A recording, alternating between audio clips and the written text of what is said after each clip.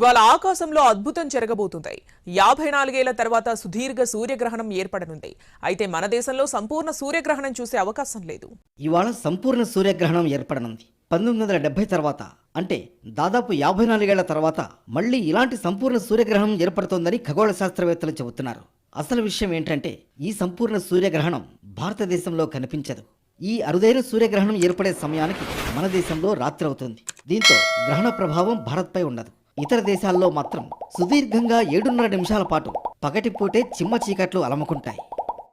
సూర్యగ్రహణం Mexico Pacific తీరం నుంచి ప్రారంభమై అమెరికా గుండా ప్రయాణించి తూర్పు కెనడాలో ముగుస్తుందని చెబుతున్నారు. ఆయా దేశాల్లోని కోట్లాది మంది ప్రజలు ఈ అద్భుతాన్ని వీక్షించే అవకాశం లభించనుంది. కొన్ని కరేబియన్ దేశాలతో పాటు Spain, Venezuela, Colombia, Britain, Ireland, Portugal, Iceland దేశాల్లో పాక్షికంగా ఈ గ్రహణం దర్శనమివ్వనుంది. భారత కాలమానం ప్రకారం ఇవాళ రాత్రి 9 గంటల 12 నిమిషాలకు మొదలు కానున్న సూర్యగ్రహణం అర్ధరాత్రి దాటాక 2 గంటల 22 నిమిషాలకు ముగుస్తుంది. అందువల్ల భారత్తో సహా ఆసియాఖండం దేశాల్లో ఈ సంపూర్ణ సూర్యగ్రహణం కనిపించదని నాసా శాస్త్రవేత్తలు వెల్లడించారు. గ్రహణం గరిష్ట వ్యవధి 4 గంటల 28 సెకండ్లు. ఇది 2017లో సంభవించిన సంపూర్ణ సూర్యగ్రహణం కంటే 2 రెట్లు ఎక్కువ. అమెరికాలో ప్రత్యేక మార్కెట్లు, టూరిజం డిపార్ట్మెంట్లు వీక్షకుల కోసం ప్రత్యేక ఏర్పాట్లు చేస్తున్నాయి. నాసాతో పాటు టెక్సాస్లోని మెక్డొనాల్డ్ అబ్జర్వేటరీ సూర్యగ్రహణాన్ని లైవ్ స్ట్రీమింగ్ చేయనుంది. సూర్యగ్రహణం రోజున కొన్ని నిమిషాల వ్యవధిలోనే వాతావరణంలో రేడియేషన్ మార్పులు జరుగుతాయి. వీటిని పూర్తి స్థాయిలో గుర్తించేందుకు నాసా ప్రయోగాలు కూడా చేపట్టింది.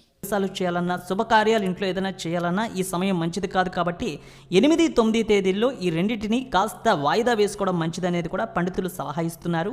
ఇక భారత్లో కొంచెం ప్రభావం ఉన్న అమెరికా, దక్షిణ America, Ireland, England, Canada, Mexico మెజారిటీయన్ నగరాల్లో అయితే భారీగా దీని ప్రభావం కనిపిస్తుంది. సో ఇక్కడ ఉన్న భారతీయులు ఖచ్చితంగా ఈ సూర్యగ్రహణానికి సంబంధించిన నిబంధనలు పాటిస్తే ఎంతో మంచిది అంటున్నారు పండితులు.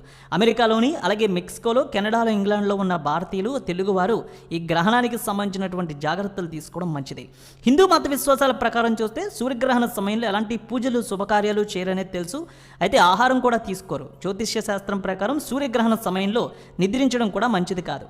100 ఏళ్ల తర్వాత ఈ సూర్యగ్రహణం వస్తుంది. అయితే 10 ఏళ్లలోపు పిల్లలపై దీని ప్రభావం ఉంటుంది కనుక ఈ గ్రహణ సమయంలో ఆయా దేశాల్లో ఉన్న పిల్లల విషయంలో వారు గ్రహణాన్ని నేరుగా చూడకుండా ఉండేలా చూసుకోవడం మంచిదనేది పండితులు కూడా చెప్తున్నారు. ఇక 100 ఏళ్లకు వచ్చే గ్రహణాలు, 68 సంవత్సరాల తర్వాత వచ్చే గ్రహణాలు, 52 సంవత్సరాల తర్వాత వచ్చే గ్రహణాలు కొంచెం నెగిటివ్ ఇంపాక్ట్ని అయితే చూపిస్తూ ఉంటాయని, ఖచ్చితంగా గర్భిణీలు, 10 ఏళ్లలోపు పిల్లలు ఈ గ్రహణ సమయంలో జాగ్రత్తలు తీసుకోవడం మంచిది అనేది కూడా పండితులు తెలియజేస్తున్నారు.